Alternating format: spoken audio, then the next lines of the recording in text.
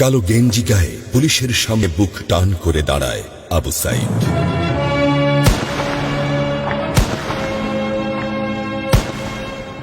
Police তাকে রক্ষা করার বদলে গুলি করে। ঠাস ঠুস কয়েকটা গুলির মধ্যে একটা গুলি লাগে তার কোমরে। খানিকটা ভাঁজ হয়ে যায় শরীর। সম্ভবত সে বুঝতে পারে নাই।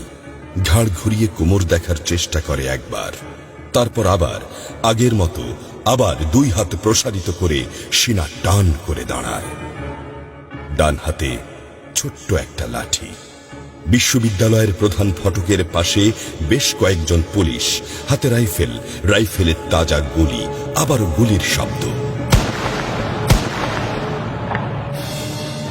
পরে গুলিটা কোথায় লাগলো বোঝা গেল না। তবে আবু সাইদ টলছে। পড়বে পড়বে ভাব, কিন্তু সে সোজা হয়ে দাঁড়ানোর চেষ্টা করছে।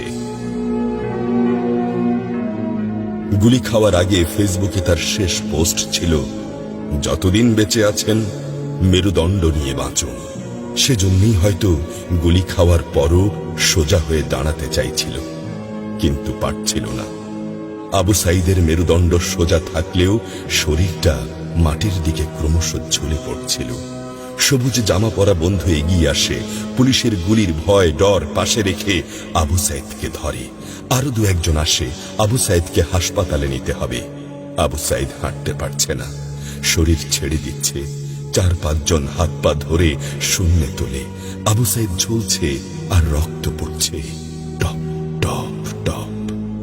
যে আবু সাইদ কিছুক্ষণ আগেও বুক চিতিয়ে দাঁড়িয়ে কোটা সংস্কার আন্দোলনে নেতৃত্ব দিচ্ছিল, সে এখন শূন্যে ঝুলছে, যেভাবে ঝুলছে মেধাবীদের ভাগ্য।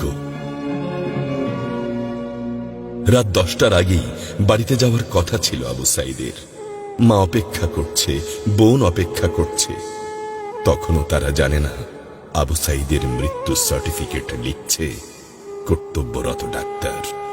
নাম আবু সাইদ, পিতা মকবুল, ঠিকানা বাবনপুর, পীরগঞ্জ, রংপুর।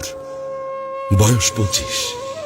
মৃত্যু কারণ আগমনের সময় মৃত্যু। তারিখ 16/7/24, রাত 8টা 5 মিনিট।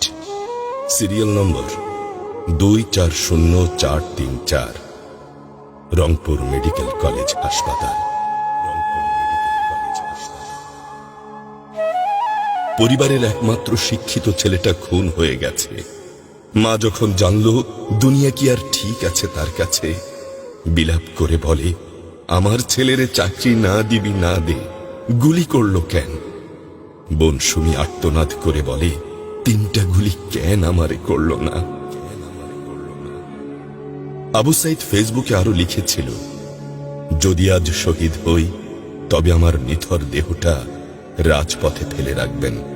ছাত্র সমাজ যখন বিজয় মিছিল নিয়ে ঘরে ফিরবে, তখন আমাকেও বিজয়ী ঘোষণা করে দাফন করবেন।